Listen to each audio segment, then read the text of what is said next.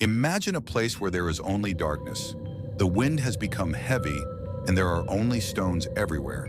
A narrow road in which it is difficult to stand straight and even to breathe. Similarly, the adventure of two friends is trapped in the trap of death. One is unconscious, the other is stuck in such a turn from where it seems impossible to return.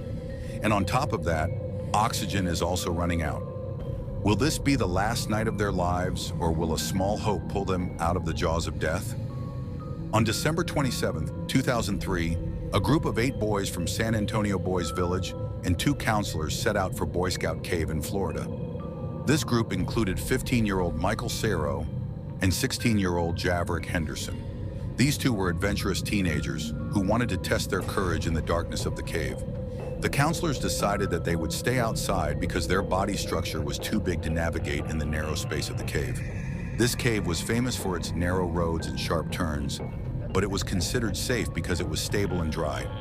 With just 9 flashlights, the group started entering the cave.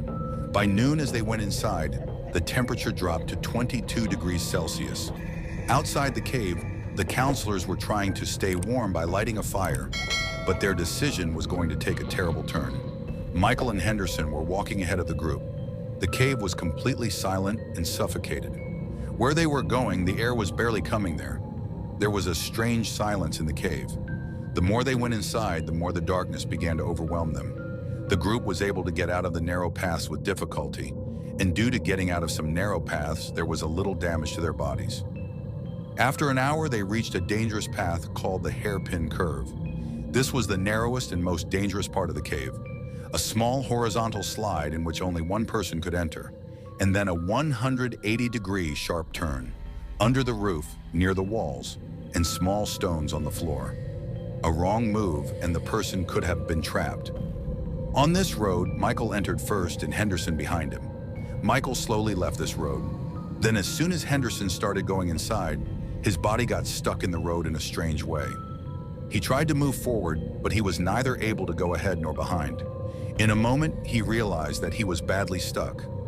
Henderson's breathing began to get faster, and he began to panic. Michael began to walk on his knees again to save him. The walls of the stones were peeling off his hands and body, and the place was so thin that every move seemed like a war. The more they tried to escape, the more their bodies began to slip through the stones. Henderson was so tightly stuck that he did not even have a place to move. His muscles and back were pressing against the stones, and every slight move was getting faster. Time passed, and it was an hour.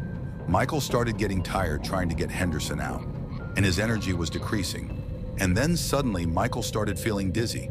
It was difficult for him to breathe, and he fainted. His body fell to one side like a lifeless body. Henderson was screaming inside, but no one was listening. The rest of the group, who were behind, could not understand what to do. In the meantime, his flashlight also began to dim slowly, and then another big problem arose. They thought that the fire burning outside was reducing the oxygen inside the cave. Some children started panicking. They thought that the oxygen was decreasing, and if they did not go out soon, everyone would die. Now everyone had only one option. Should they leave Michael and Henderson there and go out, or put their lives in danger? The children took a very difficult decision. Somehow they walked out of the cave on their knees and told everything to the counselors. The counselors immediately put out the fire and called 911. After an hour, the rescue team reached the cave, but it was not so easy to save. The tight space and darkness of the cave was making everything a big challenge. As soon as the rescue team reached near the Hairpin Curve, there was a terrible scene in front of them. Henderson was conscious but was shivering. Michael was lying without moving. His breath had become weak. Time was running out. Henderson had become very weak. His voice was getting weak. Michael's body was almost frozen. The rescue team began to break the way to the cave with a small hole and tool. It was getting difficult to work in the narrow path, but they could not stop. After an hour of hard work, the rescue team managed to pull Henderson out. As soon as he came out, he took a deep breath and started crying. He could not believe that he was alive. But what happened to Michael? Did the rescue team succeed in saving him? Or did this mission become a big tragedy? Henderson was somehow taken out, but Michael was still unconscious inside the cave. The rescue team knew that if they did not hurry, Michael's life could be lost. But there was a big problem. The way to the cave was so narrow that it was very difficult for a senior rescuer to reach there. And if the stone moved by mistake, the whole structure could fall, which could force Michael to bury there. The rescue team decided that they would try to reach Michael in a new way. A rescuer, who was a little thin, was sent inside. He was given an oxygen mask and a thermal blanket so that Michael could get some warm air. As soon as the rescuer started getting close to Michael, he had another problem. Michael was stuck in a strange position. His head was down and his legs were up. In a way, his body was stuck in a U-shape, which was very dangerous for his blood circulation. The rescuer first checked Michael's breathing. He was still breathing, but very slowly. His face had turned white and his body was getting cold. Now there was another problem. It was almost impossible to pull Michael out because he was in a very tight position, and if he was forced, his bones could break. The rescue team decided that first of all, the cave stones would have to be broken slowly so that we can get more space. But this was also risky work, because if any big stone moves, the whole cave will collapse. As the rescuers were working, a new problem came up. The oxygen level in the cave began to decrease gradually. At first, the rescue team thought that the lack of oxygen was a psychological effect, but now they really felt that the air was getting heavy. The rescuers only had a little time. Otherwise, it would have been even more difficult to save Michael. A rescuer held Michael's hand, but he looked completely lifeless. Was Michael alive, or had his breathing stopped?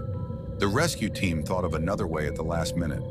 They put a small oxygen pipe near Michael's body so that he can get fresh air. A rescuer slowly started lifting Michael's shoulder a little, and the other rescuer tried to adjust his leg. It was a very risky move, but there was no other option. And then there was a moment when Michael's legs were free in a sudden shock, but even now, part of his leg was stuck in the middle of the stones. One more jolt was applied, and finally Michael was taken out. As soon as he came out, the rescuer saw that Michael was still alive, but he was unconscious. His body was cold, and he was barely breathing. He was immediately brought out, and the paramedics gave him CPR. A few minutes later, Michael slowly opened his eyes. He was alive. Michael and Henderson were admitted in the hospital. For a few days, Michael was suffering from hypothermia, but he slowly recovered. Henderson was in a lot of emotional trauma, but after a few days, he also became normal. This whole incident was very dangerous and emotional, but he taught one thing. The more exciting the adventure of caving is, the more risky it is.